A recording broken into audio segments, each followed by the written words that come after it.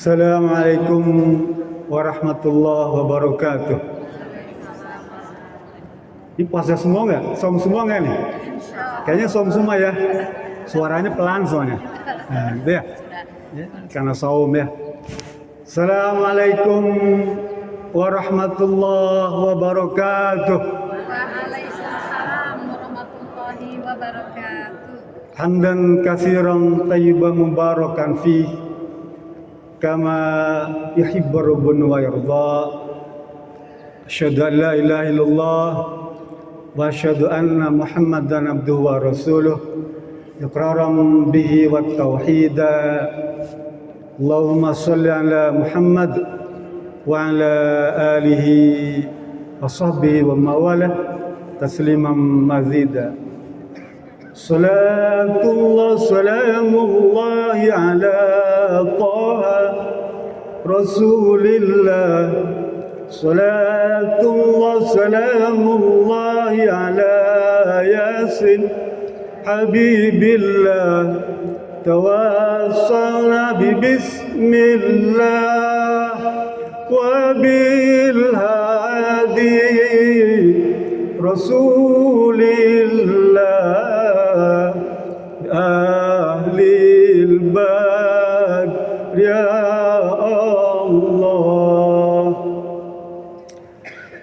Yang kami hormati pimpinan wilayah Syarikat Islam Indonesia Provinsi Jawa Barat beserta para pengurus, itu juga pimpinan wilayah wanita Syarikat Islam Indonesia Provinsi Jawa Barat beserta pengurus, itu juga para pimpinan cabang dan anak-anak cabang se-Provinsi Jawa Barat, termasuk para pimpinan dewan.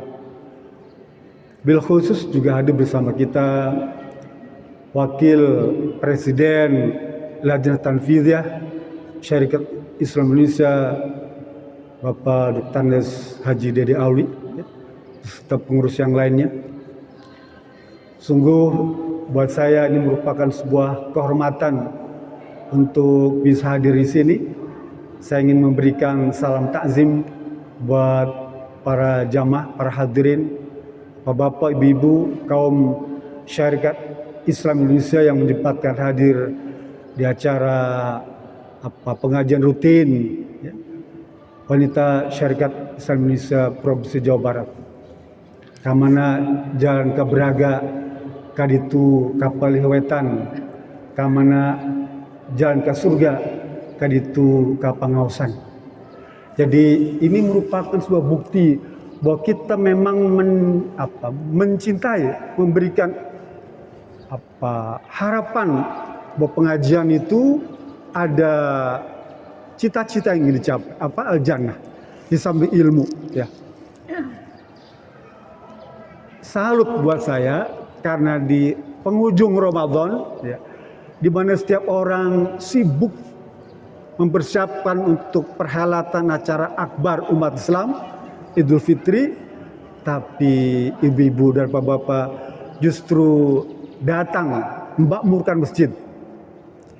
Ini yang kata Rasulullah dalam definisi i'tikaf itu ya, al-mukshu fil masajid al-ibadatillah ya, orang yang duduk sebentar di masjid ya, dalam rangka beribadah kepada Allah. Kata Imam Syafi'i, itu juga termasuk i'tikaf. Jadi i'tikaf itu tidak harus 10 hari ya, tidak. Kata beliau al-mukshu ya, duduk sebentar saja. Al-mukshu itu maknanya al-iltibas ya, dia semacam penjara. Duduk sebentar, as-sa'ah itu dimaknai dengan i'tikaf. Apa hikmahnya kita i'tikaf duduk sebentar di masjid ya? Kata Rasulullah, innal malaikata yusalluna ala man i'takafa fil masajid. Para malaikat itu semuanya bersolawat kepada orang-orang yang iktikaf di masjid. Apa solawatnya? Solawat itu maknanya doa. Apa doanya? Allahumma arhamhu, Allahumma firlahu wa bariku. Ya Allah, berikanlah rahmat, berikanlah ampunan, berikanlah keberkahan kepada orang-orang yang sedang melaksanakan iktikaf itu, sekalipun hanya sebentar saja. Beruntung ya, kita diberikan kesempatan untuk datang jumpa dengan teman-teman sejawat kaum masyarakat Islam Indonesia di penghujung bulan Ramadan ini, ya. Di sanalah letak nilai kesungguhan, kata Imam Hasan Banna, mereka adalah mujahid fi nafsih, munadhamun fi syu'unih. Mereka itu adalah orang yang bersungguh-sungguh di dalam ibadah dan rutin, terus-menerus. Ya, munadhamun fi syu'unih itu orang terus-menerus. Tidak dibatasi oleh waktu, oleh jarak, ya. Mereka tetap istimroriyah, rutin. Pengajian ini dilaksanakan secara rutin setiap 3 bulan sekali. Dan ibu-ibu semua hadir. Mananya apa? Ibu-ibu, bapak-bapak yang hadir di sini telah Allah berikan satu nikmat yang besar. Apa? Nikmat istiqamah. Ya. Ibu, bapak semua hadir di sini diberikan oleh Allah nikmat istiqamah yang tidak diberikan kepada orang-orang yang lain. Apa sih istiqamah itu? Kata Umar bin Khattab, konsisten, konsekuen di dalam ketaatan, ya, dan tidak suka dengan kemungkaran. Ya. Kata Umar bin Khattab begitu, konsisten, konsekuen dengan tugas amanah yang diberikan kepadanya. Kita konsekuen istiqomah di dalam akidah. Pertama, kita istiqomah di dalam ibadah. Kita istiqomah di dalam matinul khuluq, akhlak. Kita istiqomah di dalam muamalah yang halal. Kita istiqomah di dalam harisun ala waktu, pembagian waktu. Kita istiqomah. Kita istiqomah dalam qiyadah, istiqomah dalam kepemimpinan. Yang kata Said Hawa, dia menjadi salah satu rukun ummah. Umat itu kata Said Hawa rukunnya ada 10, ya, 10 rukun.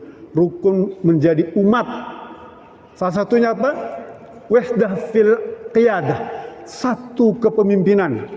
Tuh, yang pertama wahdah fil akidah. Yang kedua wahdah fil ibadah. Satu dalam akidah, satu dalam tata cara ibadah, satu fil adah was suluk, satu di dalam kepribadian, perilaku, sikap, attitude, akhlak, satu. Wahdah fit tarikh, satu di dalam sejarah. Kita punya sejarah yang sama, ya. Sejarah perkembangan syarikat Islam Indonesia diawali dari Syarikat Dagang Islam. Kita sejarahnya sama. Ini dimaksudkan ke Said Hawa, pentingnya menjaga umat itu karena dia memiliki wahdah fit tarikh, satu sejarah. Sekalipun mungkin sekarang ada berpindah-pindah tempat, ya, anggap saja mereka sedang merantau, ya, setelah mereka kembali lagi. Karena bukan tugas kita untuk menyatukan umat ini, ya. Bukan tugas kita untuk menyatukan umat ini. Walakin Allah allafa baina qulubikum. Hanya Allah lah yang sanggup menyatukan kita. Ya. Kita jangan kemudian bersedih, jangan kemudian kecewa, marah, ngambek karena berpencar di mana-mana. Ada yang di DPR, ada yang legislatif, ada yang di eksekutif, kan? Ada di pejabat negara, silahkan. Selama mereka berpegang pada wahdah fit tarikh, satu di dalam sejarah. Tentu saja kalau satu di dalam sejarah, maka dia satu perjuangan dengan kita. Apa? Wahdah fit thoriq. Kata Said Hawa, mereka juga satu di dalam garis perjuangannya. Mungkin punya jalur berbeda, tapi satu jalan itu. Ya. Tinggal nanti kita samakan kapan-kapan. Wahdah fid dustur, satu di dalam undang-undang dasar, anggaran dasar, anggaran rumah tangga ke depan.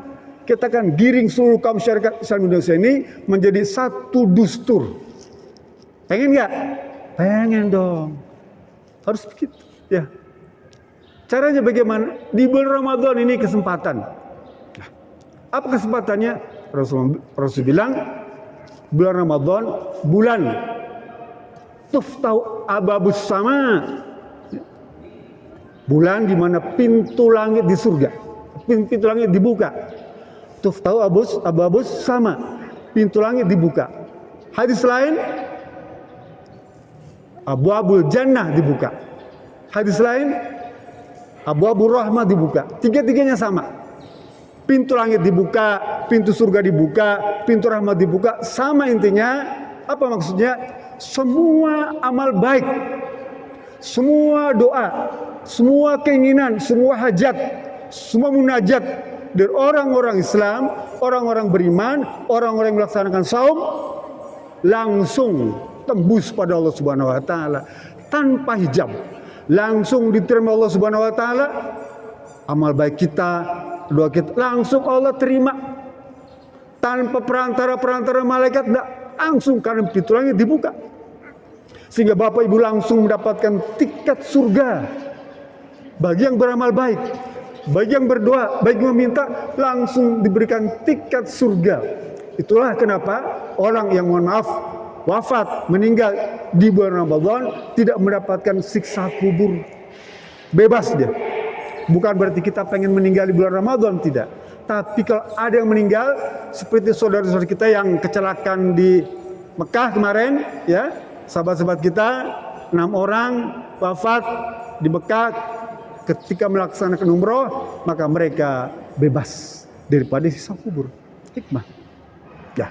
Jadi mumpung Ramadan, angkat tangan nun Gusti parengan pangeran abdi abdi neda pangampura tinasani sekara dosa itu pada Allah anu ageng anu alit tayanu bakal ngahumpura tiwal Gusti nu kawasa anu murbang alam dunia bumi langit nusantosa.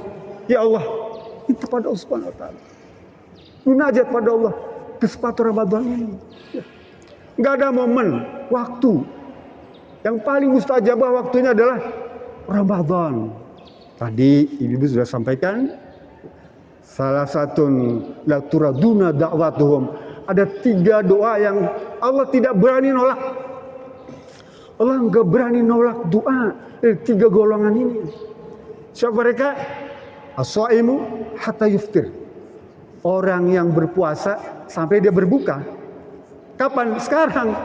Ya, kita kan lagi saum hari ini kan. Orang yang saum sampai berbuka, maka itu waktu mustajabah.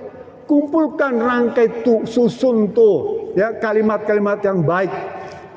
Kita mau ketemu Presiden LT, ya. Saya pengen ketemu Presiden LT, pengen ketemu Ketua RW, Bupati, Gubernur, Presiden tuh.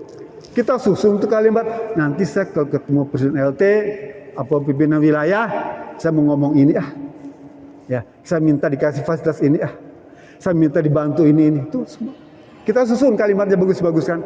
Nanti saya pakai baju warna kuning, ya. Ketemu Presiden LT atau ketemu pimpinan wilayah pakai kerudung jilbab kuning. Gak mau pakai safira, kemahalan. Gitu. Saya pakai baju apa lagi? Pakaian-pakaian yang mahal nggak perlu. Tapi saya rangkaikan kalimat. Sama dengan Allah juga begitu. Kalau ketemu Presiden kita mematutkan diri kita dengan perilaku yang baik, harusnya dengan Allah Subhanahu wa taala. Lebih bagus lagi. Kalimatnya disusun, pakaian yang bagus, angkat tangan, minta ya Rob. Kumpulkan kalimat yang terbaik. Siapa lagi doa yang tidak ditolak? 2, al-imamul adil. Pemimpin yang adil. Pemimpin anak cabang, pemimpin wilayah, pemimpin nasional, baik wanita maupun SI, ya, pemuda, saimi, sasmi. Jadi pemimpin dia harus adil. Ya. Adil dalam apa? Harisun ala waktu, membagi waktu tuh, ya, adil ya. Mana untuk keluarga, mana untuk pribadi, mana untuk jamaah, mana untuk organisasi. Harus adil ya. Itu ciri umat Islam, ciri syarikat Islam, harisun ala waktu. Dia menjadi satu syarat untuk terbentuknya imamah wal qiyadah. kita merindukan kepemimpinan yang dalam bahasa kita mungkin disebut kemerdekaan sejati. Itu tidak akan tercapai kalau kita tidak ada keinginan untuk membagi waktu yang baik, ya. Tidak akan tercapai. Memang terkadang dalam berjuang itu banyak godaannya, ya, banyak godaannya. Kata Syed Qutb, ya, orang berjuang itu, orang berdakwah itu, tulul tarik, ada 3. Jalannya panjang, berliku. Dari 1905 sampai 2025, ya hari ini berapa tahun, Bu? 130, ya. 30 tahun kita berjuang. Panjang apa pendek, Bu? Lama atau singkat? 130 tahun itu. Lama. Ya. Tulul tarik, tol, ya. Panjang namanya. Tulul tarik, jalannya panjang dan berliku. Ya. Kita naik tol Jakarta pun jalannya lurus, ya, lempeng aja. Tapi kalau kita ke daerah lain, belok-belok, Bapak Ibu ke Sumatera jalan belok-belok, gunung, tol. Tapi nggak nyampe-nyampe kok. Udah 2005 cita-cita pengen kemerdekaan sejati nggak nyampe-nyampe. Kan memang begitu, naik, turun, terjal, banyak hambatannya tuh. Dulu tarik. Ya. Itu ciri orang perjuang. Kemudian kata Syed Qutb yang kedua apa? Wakasratul uqubah. Yang kedua, banyak hambatannya. Orang berjuang, Ibu ya. Hambatannya banyak dari pribadi, ya. Aduh, orang enak badan tadi malam demam, nggak bisa hadir di Bandung. Ya, kemeringetan tuh, tiba-tiba masuk angin. Ya. Kesiangan. Tuh, dari pribadi tuh. Ibu-ibu, kata tadi, perempuan nih kalau saum paling repot kerjanya, ya, paling repot, ya. Sebelum sahur, kita sahur jam 4. Jam 3 udah bangun. Dia ngangetin semua buat persiapan sahur. Dia ngangetin tuh ya. Beres ngangetin semua, menyiapkan. Ya. Nyiapkan, bangunin suami. Bangunin anak. Bangunin mantu, adik, kakak, bangun semua tuh. Itu perlu waktu. Baru bisa makan bareng. Kadang-kadang ngikut makan bareng. Apa? Beberes apa buat persiapan sholat. Udah papa aja makan sama anak-anak. Udah, kita makan. Beres sahur, kerja numpuk, cuci piring. Tuh, cuci piring. Bayangkan tuh, banyak beres-beresin tuh. Ya, bersihin ketel, panci, segala diberesin. Jam 7, apa yang dikerjakan? Beli sayuran buat di sore. Beli pisang buat tajil. Beli waluh buat tajil. Nggak berhenti, Bu. Ya, ini saya di rumah saya lagi gitu ya cerita. Nggak berhenti dia tuh. Aduh.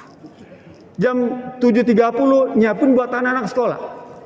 Bajunya, ya, sepatunya, makanannya. Ya, sekarang mungkin nggak lagi puasa ya. Karena yang kecil kan TK kan dia perlu bawa makanan kecil kan. Bawa. Nyiapin tuh.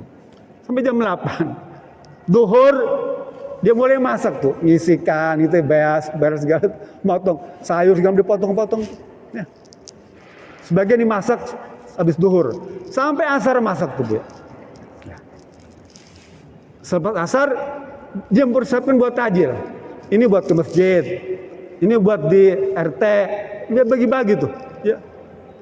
Padahal kita cuma ngasih uang 10.000 contoh gitu ya. Tapi dia bisa siapkan tuh, Bu. Hebatnya para wanita di situ, Bu. Ya. Saya kadang salut, ya. Dia bisa siapkan segala macam perlengkapan. Nah, padahal kita ngasihnya cuma nggak seberapa, Bu. Ya. Ini yang kata Rasulullah SAW dia sampaikan kepada Asma binti Yazid. Dia sahabat Nabi. Dia adalah perawi hadis paling banyak setelah Siti Aisyah. Ya. Perawi hadis yang paling terkenal di kalangan ashabiyah siapa? Siti Aisyah. Yang kedua Asma binti Yazid. Ya. Dia paling banyak meriwayatkan hadis. Baru yang lain-lainnya. Ada Ummu Salamah itu sedikit. Asma binti Yazid ini seorang wanita sahabiah yang disebut oleh para sahabat itu sebagai khatibatun nisa. Apa? Orang yang outspoken. Dia pintar ngomong. Khatibatun nisa itu apa? Penceramah wanita gitu ya. Pintar ngomong lah. Pendek kata apa-apa kalau urusan dengan Rasul tanya Asma binti Yazid. Dia orangnya nggak sungkanan, Bu, nggak ragu-ragu. Kalau ibu baca tentang hukum Islam yang berkaitan dengan kewanitaan, ya, urusan dengan wanita apa saja, tentang jana, mandi junub, tentang haid, tentang nifas, pendekatan yang berkaitan dengan kewanitaan, itu diuriatkan oleh Asma binti Yazid setelah Siti Aisyah. Paling banyak. Kenapa? Karena dia tidak malu-malu. Siti Aisyah kadang-kadang kalau tanya pada Rasulullah suka malu. Asma enggak, ya Rasulullah, ini kalau saya haid ini gimana caranya? Dia cerita gitu. Enggak sungkan-sungkan sampai orang pada kagum zaman itu. Ya. Kita kan sungkan. Ibu saja nih, mohon maaf ya, istri saya, dia enggak berani kepada tentang tanya tentang urusan haid, tentang nifas, tentang jilbab. Ya. Kadang-kadang enggak berani dia. Kalau enggak saya terangkan, saya suka menerangkan langsung saja. Kalau lagi haid, dia bilang kamu begini ya. Ya. Kamu kalau nifas begini-begini ya. Kalau pakai kerudung begini-begini ya. Kalau pakai busana muslimah, perhatikan lehernya, ya, dagunya. Kan di bawah dagu itu termasuk aurat. Ya, jangan jilbab kerudungnya di bawah dagu, kelihatan dagunya. Atau waktu sholat misalnya, dia punya ini pergelangan tangannya, dia punya busananya terus turun. Kan yang boleh diperlihatkan itu cuma telapak tangan dan punggungnya saja. Gini nih. Sini dia nggak boleh. Jadi kalau misalnya Allahu Akbar terangkat dia terbuka. Ya. Boleh dibantu dengan sarung tangan. Ya, boleh bantu kalau mau sholat. Busana ini boleh pakai sholat, boleh. Tinggal pakai sarung tangan saja. Agar apa? Aurat kita tertutup, ya. Kalau wanita kan seluruh tubuhnya ada aurat. Kecuali wajah dan telapak tangan. Saya tuliskan. Hikmah di dalam istiqamah, ya. Tadi istiqamah di dalam akidah macam-macam itu. Apa kira-kira keuntungan yang bisa kita dapatkan kalau kita istiqamah? Ada 4, ya. Yang pertama, itminan al-qalb.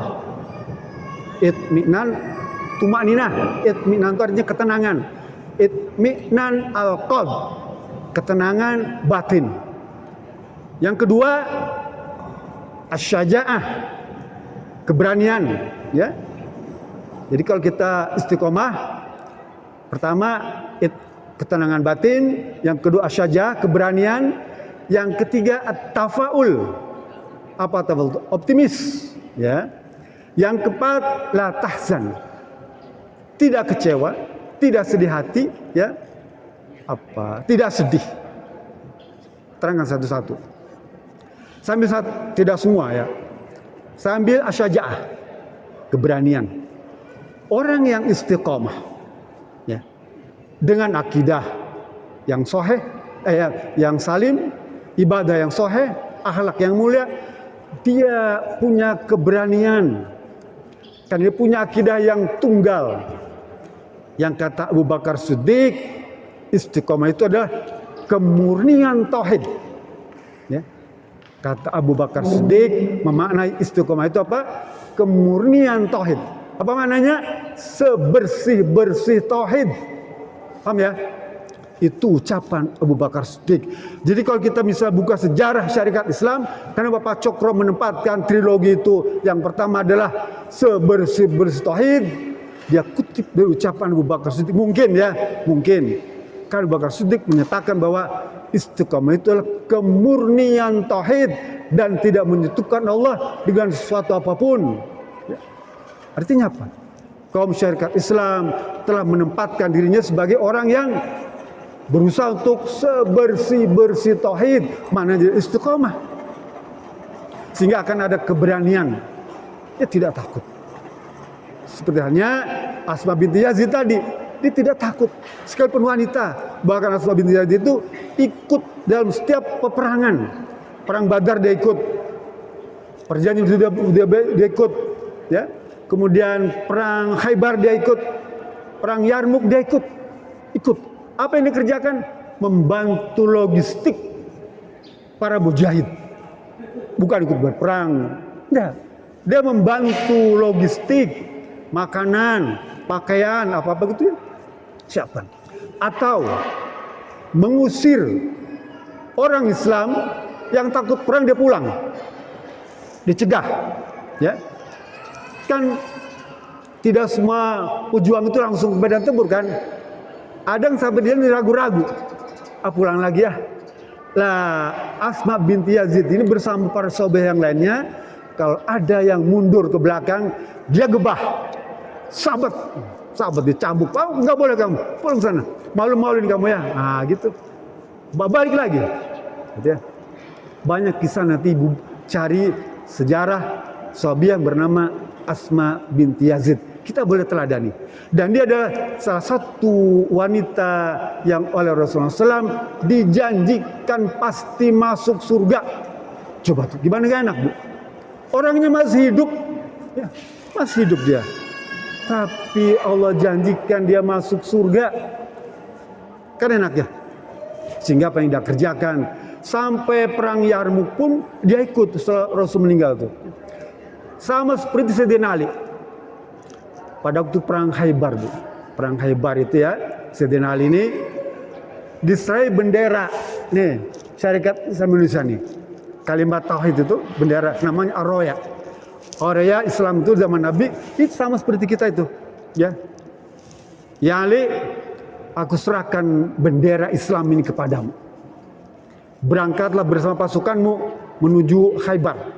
Dan jangan sekali-kali kamu menoleh ke belakang sebelum Allah memberikan kemenangan kepadamu. Paham ya? Saya teringat satu lagu yang suka dinyanyikan pemuda muslim itu ya. Jangan kembali pulang sebelum kita menang. Nah, itu Bu, mungkin penulis lagu itu dia ambil ucapan itu hadis Nabi Bu, ucapan Rasulullah SAW kepada Sayyidina Ali.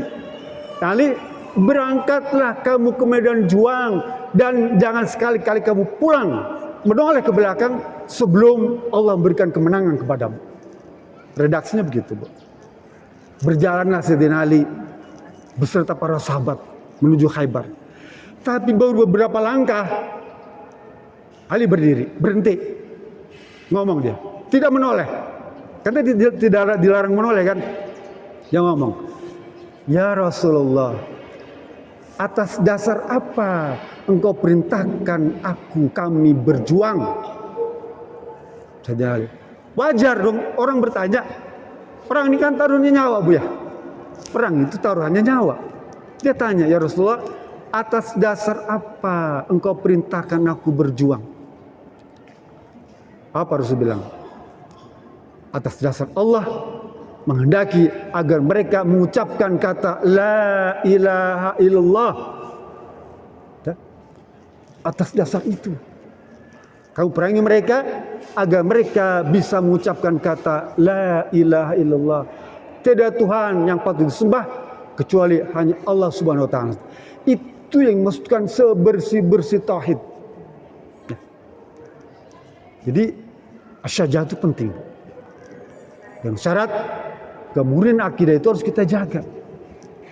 Jangan kita kemudian mencoba mencampur adukan perkara tauhid ini. Sekarang ini ada beberapa pemimpin-pemimpin kita yang mulai mencampur adukan antara tauhid dan kesyirikan dengan benda-benda alam, dengan lingkungan, ya. Itu di zaman jahiliyah sudah pernah dilakukan itu. Dia bilang gunung ini bagus, bisa menjaga lingkungan, ya. Zaman jahiliyah dipraktikkan itu. Dan banyak orang-orang jahil justru datang menjadikannya sebagai Tuhan. Itu yang harus kita berangus. Itu harus kita bersihkan dengan cara arif dan bijaksana, dengan hikmah dan kebijaksanaan. Kita bersihkan itu semua. Jadi sekarang ini ada pertarungan yang hebat antara kebenaran, tauhid, dan kemusyrikan. Pertarungan sangat hebat. Karena sekarang ini pertarungan kaum muslimin yang memperjuangkan hak ketauhidan dengan mereka berjuang menggunakan institusi, kelembagaan dengan cara mengembangkan kebatilan, kemusyrikan. Hati-hati, Bu. Kaum masyarakat Islam ini jangan sampai terjebak dengan perkara ini. Nanti ibu bapak buka surat Al-Baqarah ayat 85 tuh. Afatu'minuna bi ba'dil kitab wa takfuruna bi ba'di. Apa kamu ingin mencampur adukan beriman kepada kitab Al-Quran dan kitab yang bukan Al-Quran? Apa kamu mau campur adukan itu? Ya. Kalau terjadi talbisul haq bil batil, mencampur hak dan batil. Hati-hati. Sekarang kampanye sudah begitu gencar, ya, bukannya tingkat nasional, tingkat provinsi, kabupaten, kecamatan, desa sudah mulai ini semua. Ya. Jangan sampai kita kalah cepat, khususnya melindungi kaum syarikat Islam Indonesia sendiri. Itu yang wajib kita lindungi. Para pemimpin SI ini yang wajib kalian jaga adalah keluargamu dan anggota kaum syarikat. Yang lainnya biarkan dulu, ya. Terlalu besar medannya untuk kita larut di dalam perjuangan yang besar itu. Kita saja dulu. Ya, sambil kita berjuang untuk menegakkan kebenaran itu melalui apa? Parlemen. Sekarang para pimpinan lagi mengupayakan apa? Partai katanya ya, Partai Syarikat Indonesia. Mudah-mudahan saja Allah kasih kemudahan. Artinya apa? Mungkin itu salah satu cara untuk mencapai perjuangan ini, karena tidak mungkin konstitusi NKRI hanya membolehkan perjuangan itu melalui parlemen, ya. Selebihnya belum ada opsi yang bisa kita kerjakan untuk melakukan perjuangan, kecuali perjuangan pada diri sendiri. Kita kadang-kadang merasa cukup dengan sholat sudah bagus, saum bagus, tuh haji umroh bagus. Apa itu cukup? Dah, tak cukup.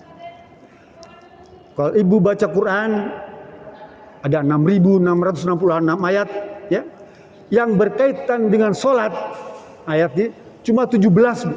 Gak banyak ayat yang berkaitan dengan perintah sholat, ada 17. Ada turunannya sekitar 50-an. Gak banyak.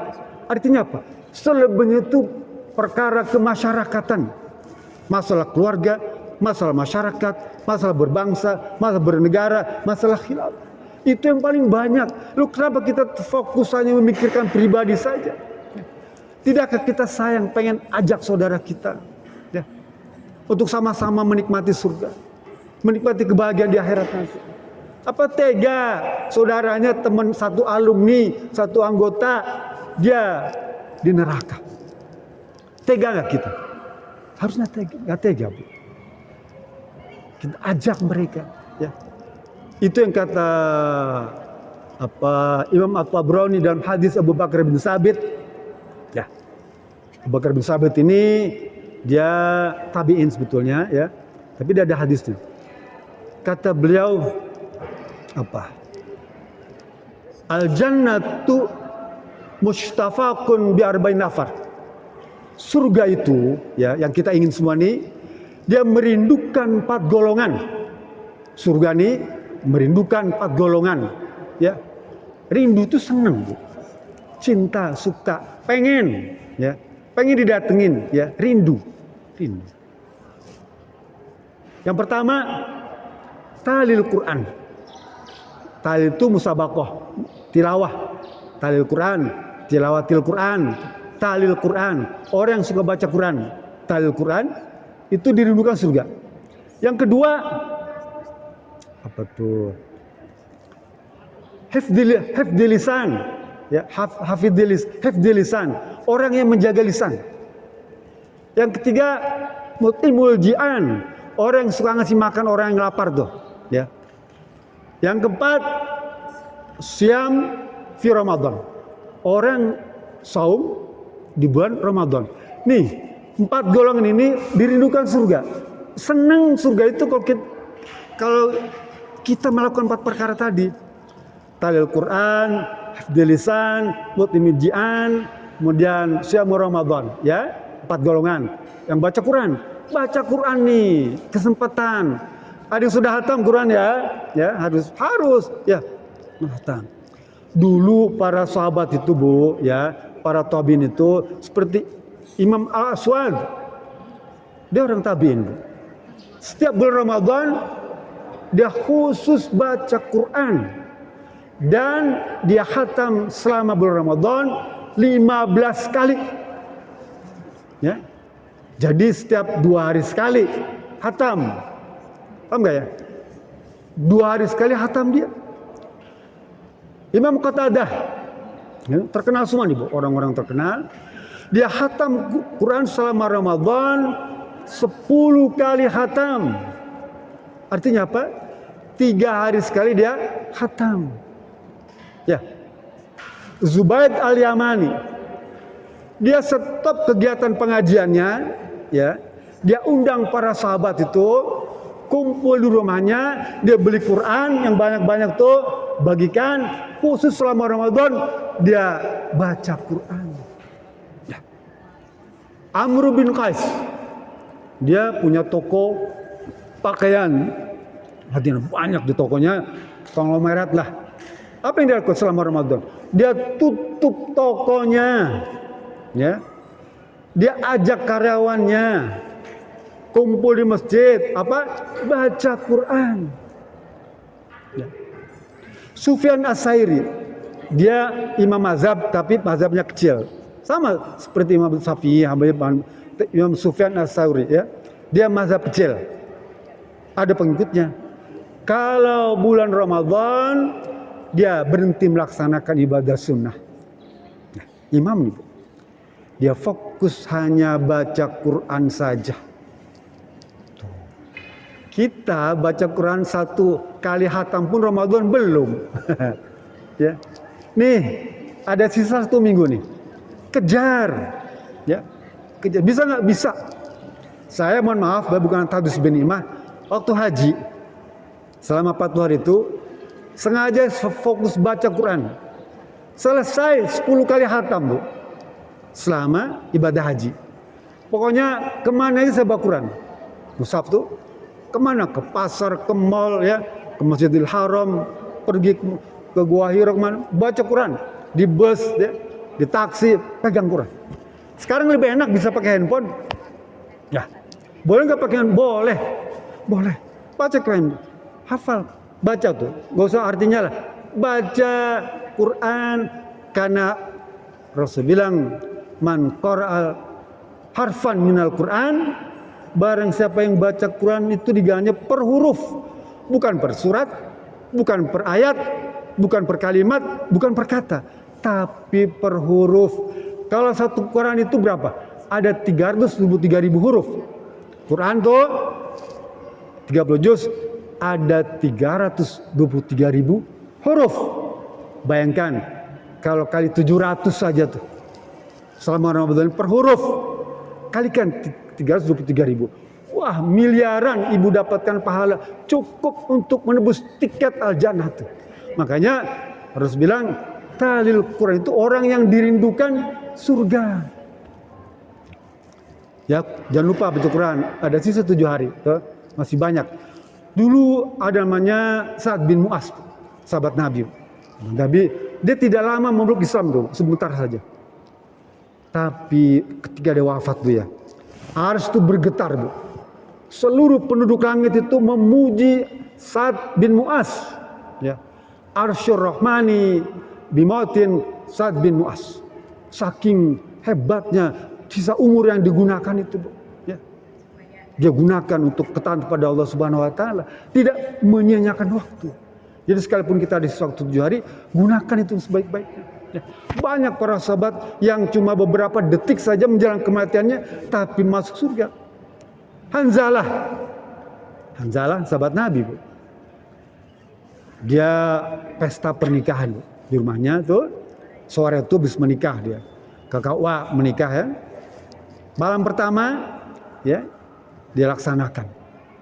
Tengah malam Rasul membunyikan panggilan perang. Tidak lama-lama dia langsung lompat dari tempat tidurnya, Bu. Dia ambil pakaian perang, dia terjun kepada perang. Ya. Dan Allah kurniakan dia tewas, wafat, ya, syahid di medan perang itu. Pagi-pagi sholat subuh tuh, ya, jenazah Hanzalah itu basah, Bu. Padahal tidak ada hujan, tidak ada brandur yang nyiram, ya, nggak ada panas. Jadi baju, pakaian, wajahnya itu basah seperti orang baru mandi. Jenazah Hanzalah nih, Bu. Ya. Sahabat heran, ya Rasulullah, itu jenazah kita yang satu Hanzalah itu kok beda sendiri. Dia basah ya Rasulullah. Ya. Apa jawab? Coba kamu tanyakan kepada istrinya. Temui istrinya tuh, ya Ummu Hanzalah. Coba kamu ceritakan tentang suamimu tadi malam tuh. Ya. Lalu kata istri cerita, ya sahabat, kami ini kan baru saja malam pertama. Baru menikah, Bu. Malam pertama. Ya. Dan seperti halnya pada umumnya, orang-orang kan malam pertama tuh begitu, Bu ya. Ibu ada ingat gak malam pertama? Berapa kali, Bu? Tanda tangan di buku nikah berapa kali? 6 kali ya. Gitu. Malam pertama itu orang ingat, ya. Tapi karena Rasulullah SAW memanggil untuk perang, dia tinggalkan kami tuh. Dia lompat, dia ambil pedang, tompak, parang, langsung satu. Artinya apa? Dia belum sempat mandi junub, mandi janabah, mandi besar, nggak sempat. Paham ya? Hanzalah nih, dia langsung lompat, nggak keburu mandi tuh. Ya. Sehingga kemudian junubnya dimandikan oleh para malaikat. Ya. Terus bilang, dialah pemilik ahli surga. Seperti itulah orang yang tidak membuang-buang waktu. Sabiqun bil khairat, ya. Wasari'u ila magfiratin min rabbikum wa jannatin ada sama'at. Segeralah kalian. Jadi kalau kita datang ke pengajian ini tandanya kita orang yang sabiq, ya, musabiq, orang yang sungguh-sungguh, musari, orang yang cepat-cepat, orang yang senantiasa berlomba-lomba. Musabaqah itu perlombaan. Musabiqun fil khairat, sabiqun bil khairat, berlomba-lomba dalam kebaikan. Kita disuruh jangan tasfif. Tasfif itu menunda, Bu. Kita menunda, kita nggak boleh. Wong kita nggak ada alasan, nggak ada uzur, nggak saum, nggak puasa. Kan banyak ya. Alasan cuma sakit aja, sakit flu biasa aja. Jangan. Sayang. Kenapa? Kata Allah, surat Al-Baqarah 184, ayyamam ma'dudat. Bulan puasa hanya sebentar. Ayyamam ma'dudat. Harinya pendek. Sebulan 29 hari. Nah, tinggal 7 hari lagi. Jadi jangan sia-siakan. Kata orang barat gini, the opportunity never come twice. Kesempatan itu tidak akan pernah datang 2 kali. Kalau sekali ibu lewat tidak memanfaatkan kesempatan ini, tahun depan belum tentu ibu dapatkan suasana Ramadan seperti kita ini. Apa yang dipenuhi dengan kesemarakan, ya, baik ini. Dan ada hikmah yang perlu kita pelajari tentang 10 hari terakhir yang diceritakan oleh Siti Aisyah. Kata Siti Aisyah, kana Nabi sallallahu alaihi wasallam idza dakhala fi ashr awakhir min Ramadan ahya al-lail. Kemudian wa yaqadha ahlah wa shadda al-mizar. Muttafaqun alaih, Bukhari Muslim. Kata Siti Aisyah, istrinya, Bu. Siti Aisyah adalah istri Nabi, orang yang paling dekat dengan Nabi Muhammad, orang yang paling tahu tentang perilaku Nabi Muhammad. Istrinya, teman sekasur, teman sesumur, ya, kan dia, teman tidur. Apa kata beliau? Rasul kalau 10 hari terakhir ahya al-lail, dia hidupkan malam-malamnya itu. Artinya apa? Selama 10 hari itu dia tidak tidur malam, terus menghidupkan malam-malam. Dengan apa? Apakah setel televisi, setel musik rame-rame? ya, style murotal enggak. Ya. Kalau murotal kan dapat untung kaset ya. Kita kan nggak dapat apa-apa. Kalau ibu style TV, murotal, handphone tuh, ya, kita nggak dapat apa-apa, cuma denger aja. Orang yang baca Quran, pahalanya cuma satu. Ya. Satu.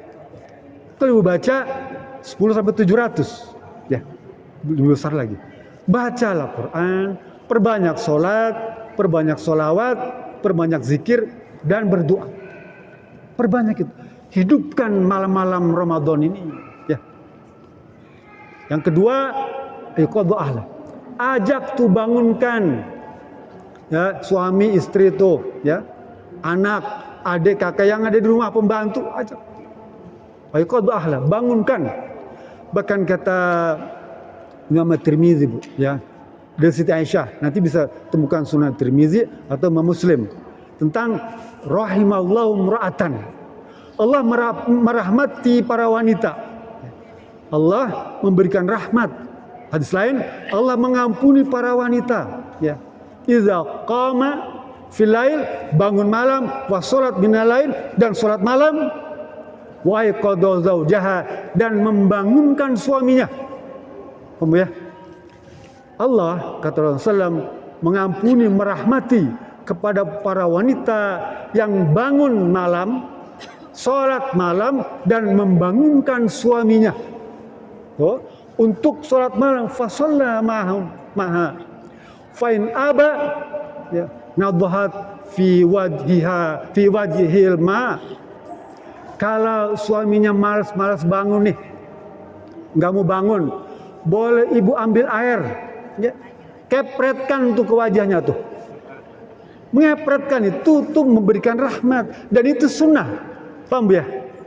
Jadi ada, kalau kita ngepret pakai air suami itu dapat pahala itu.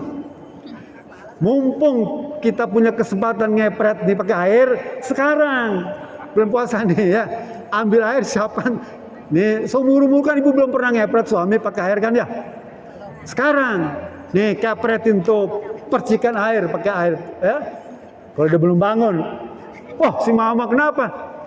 Kata Ustadz, kata Nabi, ya, kalau kita mengepretkan air kepada suami untuk bangun malam, itu dapat pahala. Iya, dapat pahala, ganjaran besar, Bu.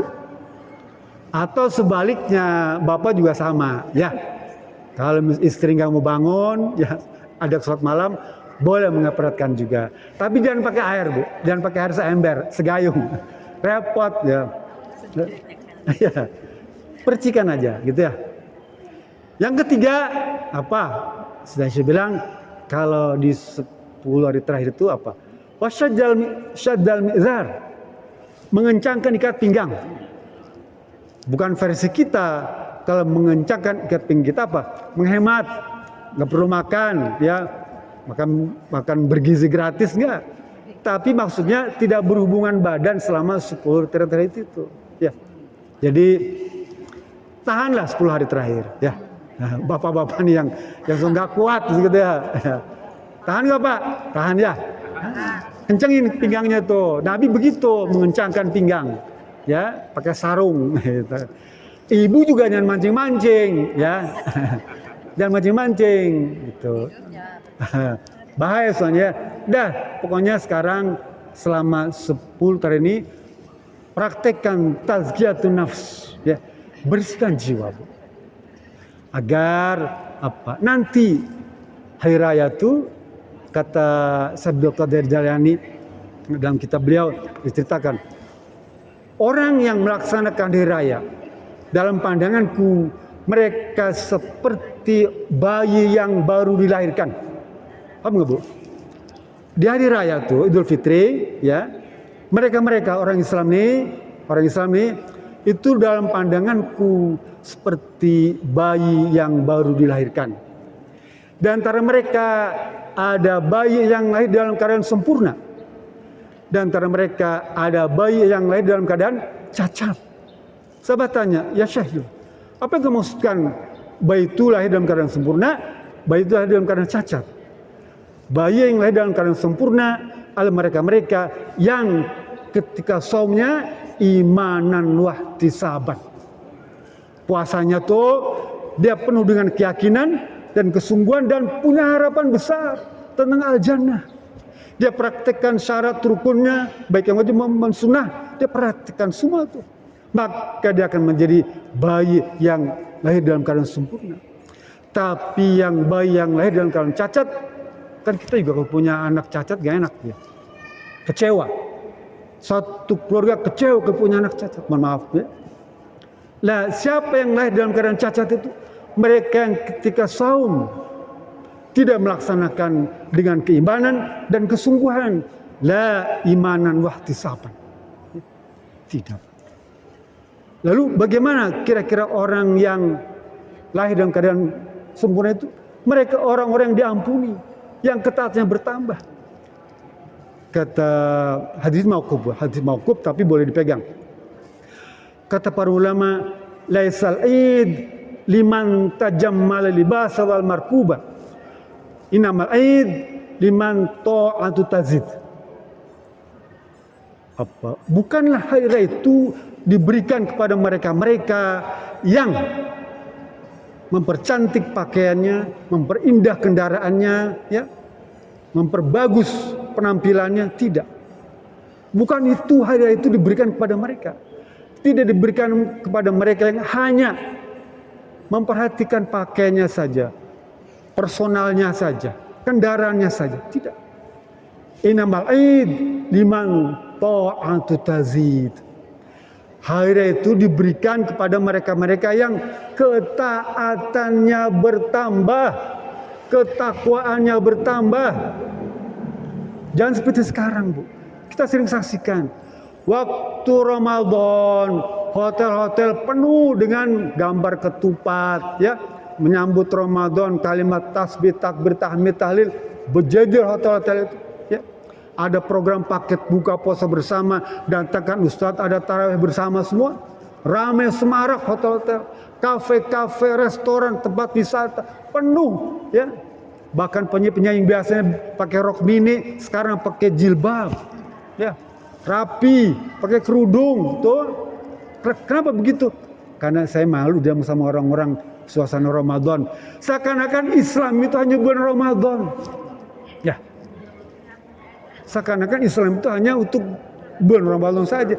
Para pejabat pakai kopiah, pakai gamis, wah, pakai tasbih, pakai sarung, semua pencitraan, ya.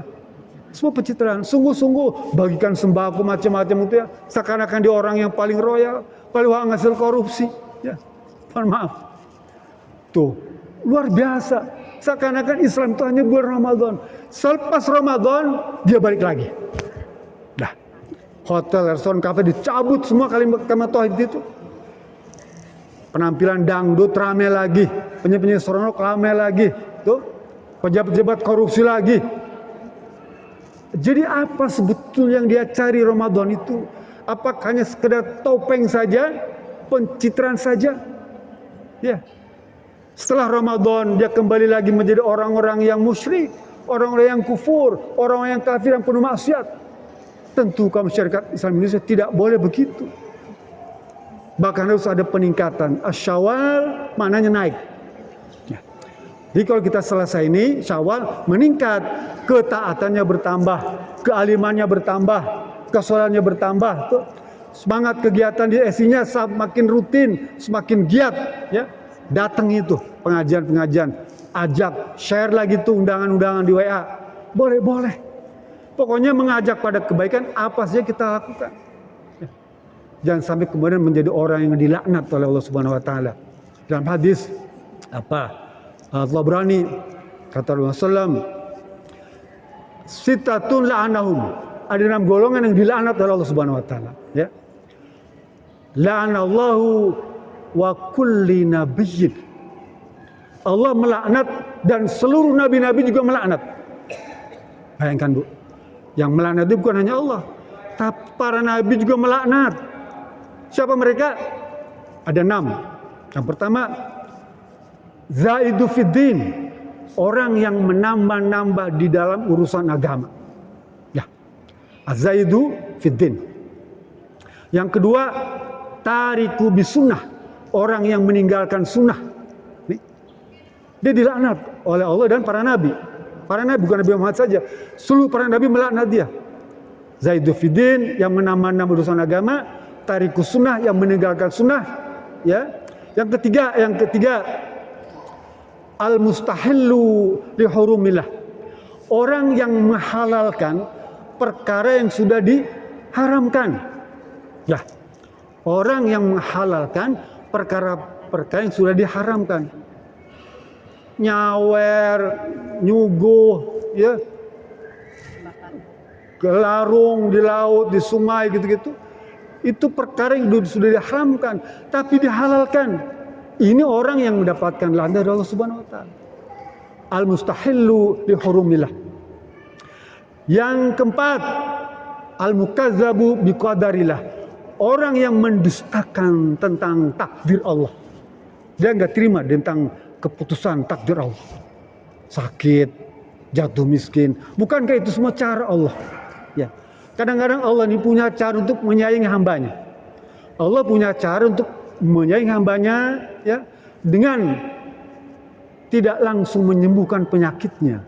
Karena Allah ingin menghapus dosanya. Allah ingin mengangkat derajatnya. Kita sakit marah-marah. Tidak terima tentang qadar Allah.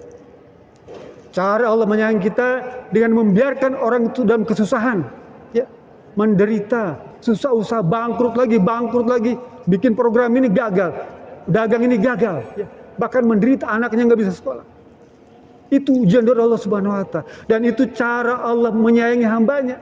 Kenapa? Karena Allah ingin dia naik derajat, ya, derajatnya naik. Kadang-kadang kita sudah berdoa berkali-kali segala macam untuk kita minta, tapi nggak pernah dikabulkan Allah Subhanahu wa taala.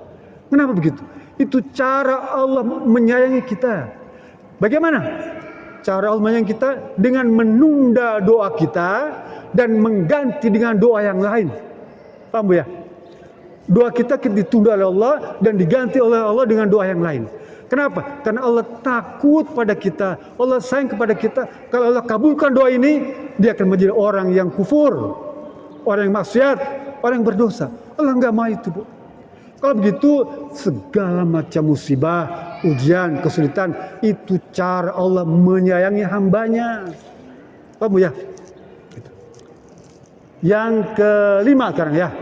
Yang kelima, al-mutasallitu bil jabarut. Pemimpin yang kumah aing, ya, sakadaek. Gimana saya dong? Saya pemimpin. Gimana saya? Semua gue dong. Orang emang gue pikirin. Itu yang pemimpin al-mutasallit, itu maknanya otoriter. Pemimpin yang jabarut tapi otoriter. Kumah aing, ya. Gimana saya? Ya, saya suka itu lakukan. Gimana saya? Pokoknya saya minta begini. Habis paling kita punya DPR, punya parlemen. Kalau syariat punya dewan, bicarakan dong. Apalagi berkaitan dengan anggaran. Kan uang seperak pun kalau eksekutif itu harus dipertanggungjawabkan kan kepada dewan, kepada rakyat Indonesia. Nggak bisa semua sendiri, Bu. Ini negara besar. Nggak bisa cuma otoriter sendiri. Saya yang keluarkan duitnya. Wah, emang siapa? Kan ada dewan, ada parlemen. Semua diatur kerjasama. Di kita juga sama. Syarikat Islam Indonesia sesungguhnya negara kecil, di mana semua keputusan, kebijakan harus mendapatkan persetujuan dari dewan. Nggak bisa hari ini pengen begini. Tanya dulu, ada nggak uangnya? Masuk program nggak? Oh masuk, boleh. Baru laksanakan. Ini ya Rasul bilang Allah akan melaknat dan seluruh para nabi melaknat mereka. Kita jangan. Saya pesan kepada pemimpin kita nih ya, yang di Indonesia, jangan otoriter. Ya, ada orang-orang tua, ada orang-orang baik, mintakan pendapat gimana. Ya. Dan yang keenam apa? May yuzilu man azallah. Orang yang diberikan penghormatan mereka yang Allah hinakan. Orang ini dia memberikan penghormatan kepada orang salah. Ya, orang ini memberikan jabatan kepada para koruptor, jangan begitu ya. Orang ini memberikan kemuliaan kepada orang yang berdosa. Orang ini memberikan jabatan kepada para koruptor. Tuh, dia dilaknat. Dan Orang yang merendahkan orang yang dimuliakan oleh Allah Subhanahu wa taala. Orang ini kiai-kiai, ulama-ulama ini orang-orang yang Allah muliakan, tapi justru dia menghinakan. Waduh, ini waktunya kan udah habis dia. Bisa pesan itu saja. Mudah-mudahan apa yang saya sampaikan ini ada guna dan manfaatnya. Lebih kurang mohon maaf. Fattaqullaha.